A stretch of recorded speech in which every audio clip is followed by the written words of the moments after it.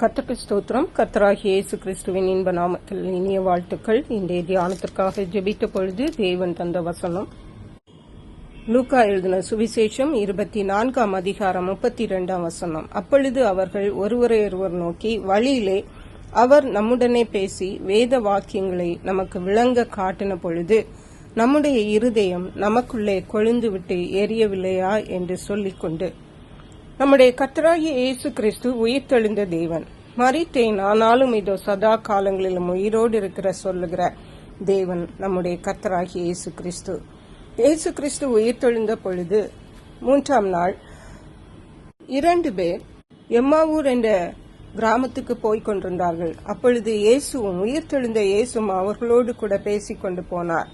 அவர்கள் இயேசுவை குறித்து பேசிக் கொண்டு போனார்கள். இயேசு என்று தன்னை வெளிப்படுத்தாமல், நீங்கள் யாரை பற்றி பேசுகிறீர்கள் என்று சொல்லி கேட்டபோது அவர்கள் இவ்வாறாக, இயேசு இருந்தார், அவரை நாங்கள் தீர்க்கதரிசி, நம்மை அவர் வாக்கிலும் வல்லமையுடையவராயிருந்தார், செயலிலே வல்லமையுடையவராயிருந்தார், மேலும் அவரே இஸ்ரவேலை மீட்டு ரட்சிப்பதாக நாங்கள் நம்பி இருந்தோம் என்று, ஆனால் அவருக்கு இப்படி சம்பவித்தது என்று சொல்லி அவரை சிலுவையில் அறைந்து கொண்டு விட்டார்கள் என்று சொன்னார்கள்.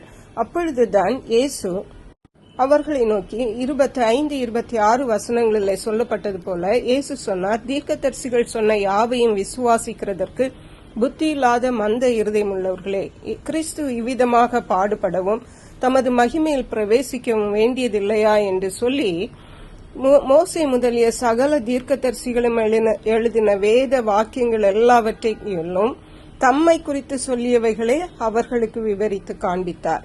இயேசு அவர்களுக்கு தம்மை குறித்து சீஷர்கள் என்ன சொல்லி இருக்கிறார்கள், மோசையிலிருந்தே வந்த தீர்க்கதரிசிகள் எல்லாரும் என்ன சொல்லி இருக்கிறார்கள் என்று அவர்களுக்கு விவரித்து காட்டினார். அப்போது இயேசு சொன்னார், கிறிஸ்து இப்படி பாடுபட வேண்டும் என்றும் அப்படி பாடுபட்டு மகிமையிலே பிரவேசிக்க வேண்டியதில்லையா என்று அவர்கள் சொல்லவில்லையா என்று அவர்களுக்கு விளக்கி காட்டினார். அதைதான் அவர்கள் சொல்லுகிறார்கள் 32ஆம் வசனத்திலே. அப்பொழுது அவர்கள், அதாவது இயேசு விதமாக பேசிவிட்டு அவர்களுடனே போய் அப்பத்தை எடுத்து ஆசீர்வதித்து அதை பிட்டு அவர்களுக்கு கொடுத்தார். அப்பொழுதுதான் அவர்களுடைய கண்கள் திறக்கப்பட்டது, அவரை அறிந்தார்கள், இயேசு என்று அறிந்தார்கள். ஆனால் இயேசு உடனே மறைந்து போனார்.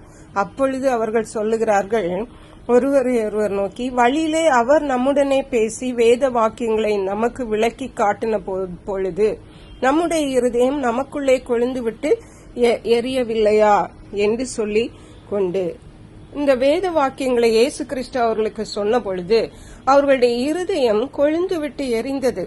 அது மிகவும் மகிழ்ந்தது, அது சந்தோஷம் அடைந்தது, அது ஆனந்தம் அடைந்தது.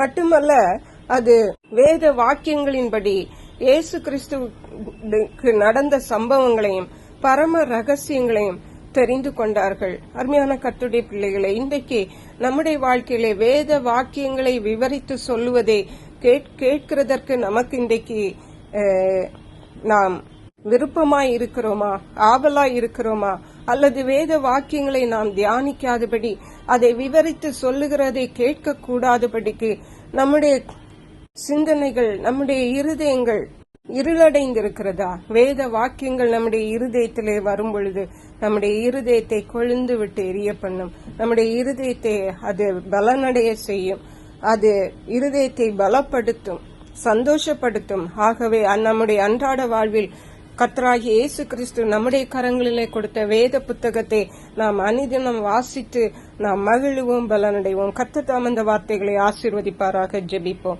எங்களை கிருபையா நேசித்து பாதுகாத்து வழி நடத்துகிற எங்கள் அன்பின் தகப்பனே, ஆசீர்வதிக்கப்பட்ட இந்த நல்ல நாளுக்காக நன்றி. இந்த நாளிலும் கர்த்தர் கொடுத்த வேத வாக்கியங்களை நாங்கள் வாசித்து, அதை தியானித்து, அதை கேட்டு, அதன் மூலம் ஆனந்தமடைய, பலனடைய கர்த்தர் உதவி செய்வீராக. நன்றி பரிசுத்த ஆவியானவரே, துதிகன மகிமை உமக்கே செலுத்துகிறோம். இயேசு கிறிஸ்துவின் இன்ப நாமத்தில் ஜெபிக்கிறோம், அன்புள்ள பரமபிதாவே, ஆமென். இயேசு கிறிஸ்துவின் சுவிசேஷம் ஒவ்வொருவரையும் சென்றடையும்படியாக இந்த செய்தியை உங்கள் நண்பர்களுக்கு அனுப்பி வைக்குமாறு தாழ்மையுடன் கேட்டுக்கொள்ளுகிறேன். கர்த்தர் தாமே உங்கள் அனைவரையும் அபரிதமாய் ஆசீர்வதிப்பாராக.